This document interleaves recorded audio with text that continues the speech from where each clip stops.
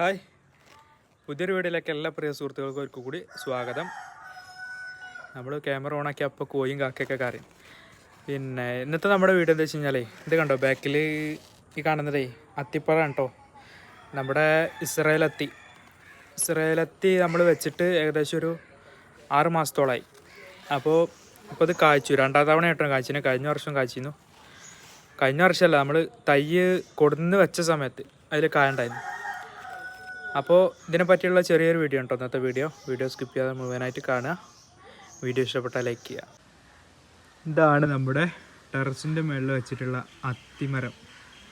ഇത് ഇസ്രായേൽ അത്തി കേട്ടോ. ഇതിൻ്റെ 2-3 വീഡിയോ നമ്മൾ നമ്മുടെ ചാനലിൽ അപ്ലോഡ് ചെയ്തിട്ടുണ്ട്. അപ്പോൾ ഇതിനിപ്പോൾ കഴിഞ്ഞ ആഴ്ചയും കൂടി നമ്മൾ വളമിട്ട് കൊടുക്കുന്നൊരു വീഡിയോ ചെയ്തിട്ടുണ്ടായിരുന്നു. അപ്പോൾ ഇന്നിപ്പോൾ ഞാൻ വന്ന് നോക്കിയപ്പോഴേ ഇതിലൊക്കെ കായ പിടിച്ച് തുടങ്ങി കേട്ടോ. കണ്ടോ, ഇവിടെയൊക്കെ കായ പിടിച്ചിട്ടുണ്ട്. ഒരു 8-10 കായ ഇതിൽ വന്നിട്ടുണ്ട്. ഇനിയും വരുന്നുണ്ട്. അതിൻ്റെ അടിഭാഗം മുതൽ കായ പൊട്ടി വരുന്നുണ്ട്. കണ്ടോ, ഇവിടെയൊക്കെ കണ്ടില്ലേ, ഇവിടെയൊക്കെ കായ പൊട്ടി വരുന്നുണ്ട് കേട്ടോ. ഉഷാറല്ലേ? അപ്പോൾ ഇത് ഇസ്രായേലത്തിയാണ് കേട്ടോ. അതേപോലെ തന്നെ നമ്മുടെ നാട്ടിൽ വളരുന്ന വേറെയും അത്തികളുണ്ട്. അറേബ്യൻ അത്തി, തുർക്കിഷ് ഒക്കെ ഉണ്ട്, ഈജിപ്ഷ്യൻ അത്തി ഒക്കെ ഉണ്ട്. ഇതൊക്കെ നമ്മുടെ നാട്ടിൽ നല്ല രീതിക്ക് നോക്കിക്കഴിഞ്ഞാൽ നല്ല രീതിക്ക് കായ്ക്കണ അത്തിയാണ് കേട്ടോ. അപ്പോൾ നിങ്ങളെന്ത് ചെയ്യുക, നിങ്ങളുടെ വീടിൻ്റെ ടെറസിൻ്റെ മുകളിലോ അതല്ലെങ്കിൽ മണ്ണിലൊക്കെ ആയിട്ട് വെച്ച് പൊടിപ്പിക്കും കേട്ടോ. അതിപ്പോൾ ഞാൻ വെച്ചിട്ടുള്ള ഒരു 10 ദിവസം മുന്നേ കേട്ടോ ഇതിന് നമ്മൾ വളമിട്ട് കൊടുത്തത്. അപ്പോൾ വളമിട്ട് കൊടുക്കുന്ന ആ ഒരു വീഡിയോ കാണാത്തവരുണ്ടെങ്കിൽ നമ്മുടെ ചാനലിൽ ഒന്ന് കയറി നോക്കിയിട്ട് ആ ഒരു വീഡിയോ കൂടി കണ്ടു നോക്കട്ടോ, ഇതിനെന്താണ് വളമിട്ട് കൊടുത്തതെന്നുള്ളതൊക്കെ. അപ്പോൾ അത് ഇട്ട് കൊടുത്തതിന് ശേഷം പെട്ടെന്ന് തന്നെ അതിൻ്റെ റിസൾട്ട് അത് കാണിച്ചു കേട്ടോ. പെട്ടെന്ന് തന്നെ കായ്ച്ചു. ഒരു 10-15 ദിവസം ആയിട്ടില്ല.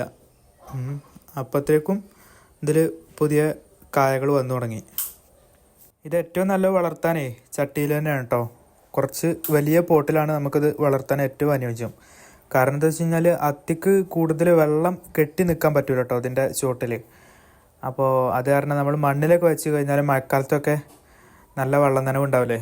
അപ്പോൾ അത് കാരണം അത്തിയുടെ ഇത് വേരൊക്കെ ചീഞ്ഞു പോകാനുള്ള ചാൻസ് കൂടുതലാണ്. ചട്ടിയിലാകുമ്പോൾ നമുക്ക് എന്താ വെച്ച് കഴിഞ്ഞാൽ അതിൽ ചകിരിച്ചോറോ അതല്ലെങ്കിൽ വേറെ എന്തെങ്കിലുമൊക്കെ ഇട്ട് കൊടുത്തിട്ട് വെള്ളം നിൽക്കാത്ത രൂപത്തിൽ, കെട്ടി നിൽക്കാത്ത രൂപത്തിൽ നമുക്കത് അങ്ങോട്ടും ഇങ്ങോട്ടും നല്ല മഴ ഉണ്ടാകുമ്പോൾ വേണമെങ്കിൽ ഒന്ന് അങ്ങോട്ടും ഇങ്ങോട്ടും മാറ്റി എടുത്ത് വെക്കാനൊക്കെ സുഖമാണ്. അപ്പോൾ അതുകൊണ്ട് ചട്ടിയിൽ വെക്കണതാണ് ഏറ്റവും നല്ലത് കേട്ടോ. പിന്നെ അത്തിപ്പഴത്തിൻ്റെ ഗുണങ്ങളെ പറ്റിയിട്ടൊന്നും നിങ്ങൾക്ക് ഞാൻ പറഞ്ഞു തരേണ്ട കാര്യമില്ലല്ലോ, എല്ലാവർക്കും അറിയുന്നത് തന്നെയല്ലേ. ഒരുപാട് ഗുണങ്ങളുള്ള ഒരു പഴമാണ് കേട്ടോ അത്തി. അപ്പോൾ നിങ്ങളും എന്ത് ചെയ്യുക, പരമാവധി സ്ഥലമുള്ളവരൊക്കെ ചെറിയ സ്ഥലം മെനക്കെടുള്ളൂ, വലിയ മരമാണ് സാധനം നല്ല ഈ അത്തി. അത് നമുക്കിങ്ങനെ കൊല്ലം ഇങ്ങനെ പ്രൂൺ ചെയ്തിട്ട് നമുക്ക് കയ്യെത്തുന്ന ഒരു ദൂരത്തിൽ ഇങ്ങനെ നിർത്താൻ പറ്റിയൊരു ചെടിയാണ്. അപ്പോൾ ഇത്രയൊക്കെയാണ് കേട്ടോ അത്തിപ്പഴത്തിൻ്റെ നമ്മുടെ ഇന്നത്തെ വിശേഷങ്ങൾ. അപ്പോൾ നിങ്ങൾക്ക് വീഡിയോ ഒക്കെ ഇഷ്ടപ്പെട്ടിട്ടുണ്ടാവുമെന്ന് വിചാരിക്കുന്നു. വീഡിയോ ഇഷ്ടപ്പെട്ട് കഴിഞ്ഞാൽ ലൈക്ക് ചെയ്യുക. അതുപോലെ തന്നെ നമ്മുടെ ഈ ചാനൽ നിങ്ങൾ ആദ്യമായിട്ടാണ് കാണുന്നതെന്നുണ്ടെങ്കിൽ ഒന്ന് സബ്സ്ക്രൈബ് ചെയ്യുക കേട്ടോ.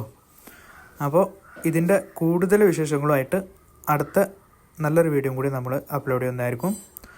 അപ്പോൾ അടുത്ത നല്ലൊരു വീഡിയോ ആയിട്ട് നമുക്ക് എന്ത് ചെയ്യാം, വീണ്ടും കാണാം.